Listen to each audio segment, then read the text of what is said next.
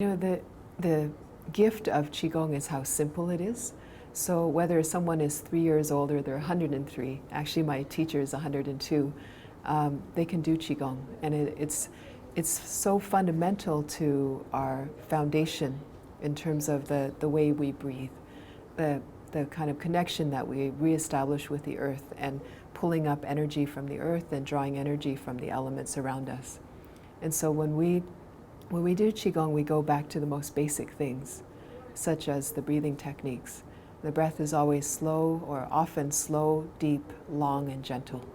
And so if you can just even do the breathing and nothing else in the Qigong, but you do the breathing, you'll have moments or hopefully stretches of clarity and relaxation, that inner peace that most people seek amongst their busyness in life.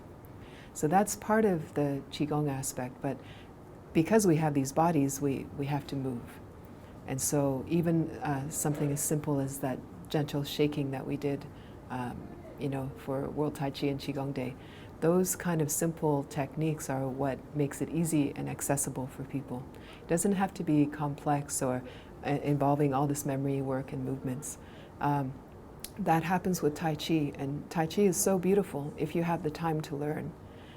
If you don't have the time to learn, you want to go to very simple things like breathing techniques, gentle shaking, moving the energy through the meridians, through the energy pathways of the body.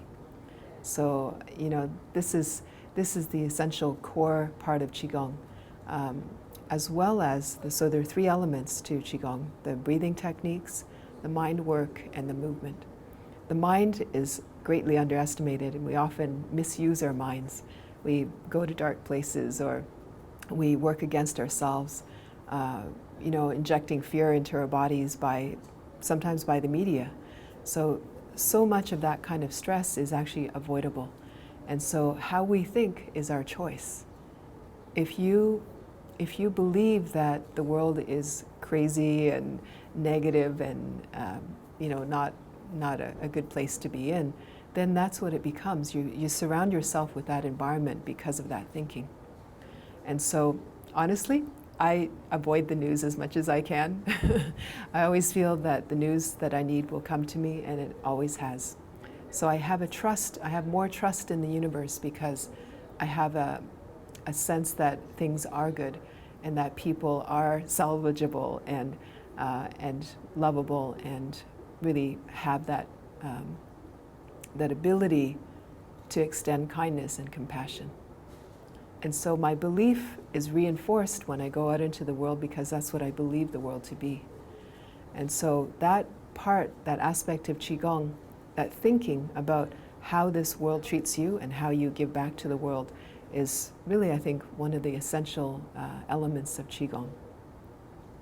So the more positive we can maintain in terms of our attitude towards life and towards accepting and loving ourselves as much as we love the world, then the more good comes back to us. It's always a continuous circle.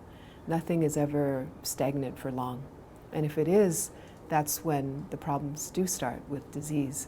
Anything, according to Chinese medicine and according to Qigong theory, all disease comes from blocked or stagnant qi.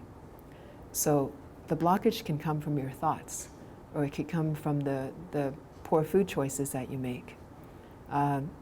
It comes from emotional issues, which come from the mind. And so the more you can release that and allow yourself to be free of fear, free of doubt, and free to explore and examine the world in a different way, in a very positive and life-affirming way, then that energy will return to you as much as you give to the world around you. So. Thank you.